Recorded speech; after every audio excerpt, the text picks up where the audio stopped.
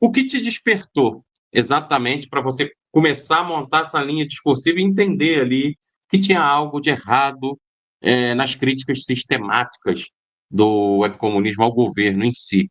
Quando foi que tu começou a despertar para isso? Veja bem, eu tenho o canal há muito tempo, né? Eu tenho uns 13 anos de canal, mais ou menos. E quando eu criei esse canal, eu tinha sempre a perspectiva, a vontade, o interesse de tratar sobre as questões que modificavam a consciência pública. Era para isso que eu criei o canal, para conversar sobre as questões que modificam, alteram a percepção das pessoas, a posição que elas têm, etc. Com a ascensão do bolsonarismo no cenário nacional, eu, inclusive, saí da internet, eu parei de criar conteúdo, que eu falei, eu vou cuidar da minha vida, eu tô começando a minha carreira, e etc., não vou ficar perdendo tempo com essa gente maluca, e etc. e tal. E depois, quando eu saí e eu voltei, eu fiquei com uma sensação, gosto na boca, de que se ausentar quando esse tipo de coisa está acontecendo foi um pouco covardia da minha parte, e etc. E eu coloquei isso na minha cabeça de que seria importante estar discutindo, falando sobre essas questões. E eu tinha uma percepção geral que era a seguinte: quando surge a extrema-direita no país, é necessário haver pessoas que estejam fazendo um discurso do outro lado do espectro político, especialmente porque boa parte do discurso de extrema-direita ele repete medos do século XX a respeito do comunismo, a criação de convicção que o Olavo de Carvalho fez na sociedade a respeito de que cada uma dessas bandeiras todas progressistas, todas elas eram comunistas e coisa e tal. E eu achei interessante começar a estudar o comunismo, né? Por iniciativa própria, eu comecei a estudar o comunismo muito tardiamente, portanto, eu já era uma pessoa adulta, formada e etc e tal.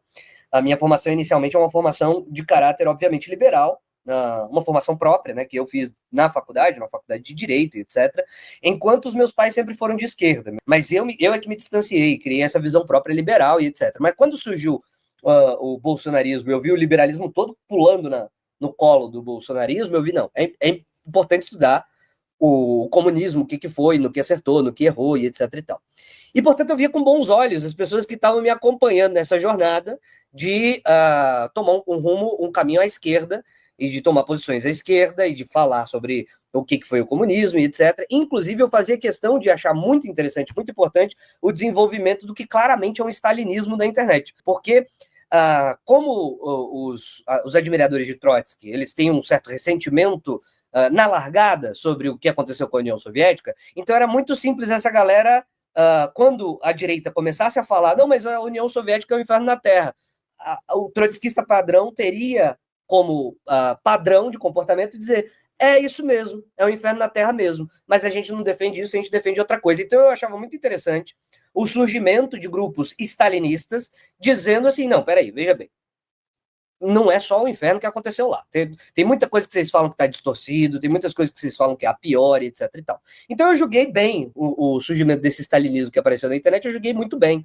E eu sempre pensava no contrapé de dizer assim, ó, mas na hora que eles começarem a fingir que não aconteceu coisa ruim na União Soviética, que obviamente aconteceu, eu vou ser a pessoa que tô aqui na internet para dizer que vocês estão de sacanagem, né? É óbvio que teve um monte de problema, vai passar pano para um monte de merda que Stalin fez, para um monte de merda que Mal fez, etc. Não. Sim.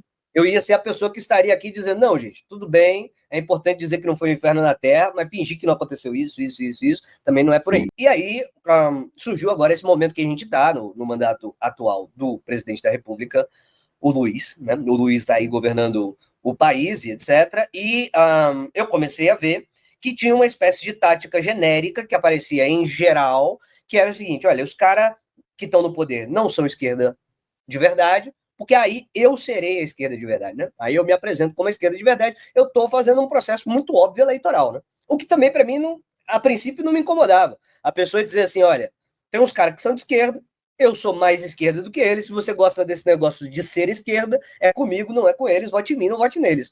Se fosse até aí, eu ainda achava que estava legítimo, estava dentro do acotovelamento da disputa política e está tudo certo, criação de imagem, eu sou mais legítimo que o outro, está tudo certo. Mas aí eu comecei a ver o absurdo se formar. Estavam, de maneira escancarada, de maneira óbvia, criando mentira atrás de mentira, atrás de mentira sobre o PT. E aí, quando eu tentava conversar com as pessoas de dizer, vocês estão exagerando, eu nunca recebi tanto ataque assim na vida, nem de quando eu brigava. Eu comecei meu canal falando de religião. Então, assim, brigando com pessoas que são religiosas, que passaram a vida toda com a cabeça enfiada naquele negócio, discutindo com essas pessoas, eu nunca recebi tanto ataque na vida quanto eu recebi ataque dessa galerinha web comunista, porque eu tô dizendo assim, vocês estão exagerando. Começaram a me atacar em massa e a rodo. E ainda assim, eu tentava fazer uma briga individual. Se tem uma pessoa brigando comigo, vou brigar com essa pessoa. Aí eu fui percebendo que, na verdade, existe uma espécie de rede, né, de comunicação em que essa galera não se ataca. Então, se você for para o enfrentamento com um e contra uma pessoa que está te atacando, ninguém do grupo inteiro vai parar para dizer não. Nesse caso aqui, o camarada aqui acertou, o outro errou. Não, eles se fazem de mosca morta e fingem que não vem porra nenhuma acontecendo, né?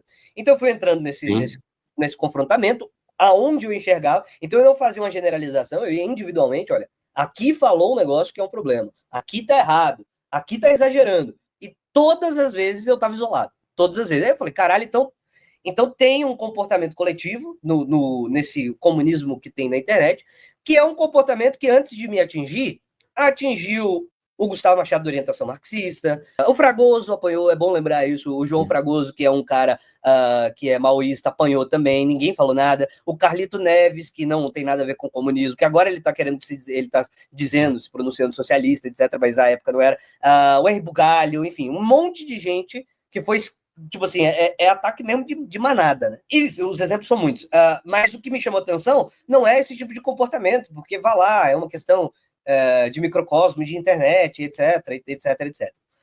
O que começou a me assustar é que em momento nenhum você podia abrir a internet para falar assim, essa decisão aqui do governo do Lula foi uma decisão top. Só de você falar isso, uma decisão, você não precisa falar do governo. Essa decisão foi uma decisão top. Puta que pariu.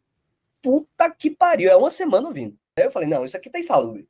Isso aqui tá completamente insalubre. E aí foi quando eu comecei a perceber que há um problema social. Tipo assim, foi criado um grupo de seguidores tão gigantescamente, ferrenhamente antipetista, que você tá bloqueado de ter opinião. Aí eu falei, não, isso aqui é doença. Isso aqui, a gente precisa conversar sobre isso e apontar e brigar e questionar, porque isso aqui é doença. O que está sendo criado aqui é a mesma coisa que acontece na extrema-direita, só que na esquerda. Isso é doença. Foi para aí que eu despertei. Quando eu percebi que você não podia dizer qualquer coisa, eu tenho uma opinião, aqui eu achei legal, não podia. Crítica não era permitida, né? Não é permitido crítica, é impressionante.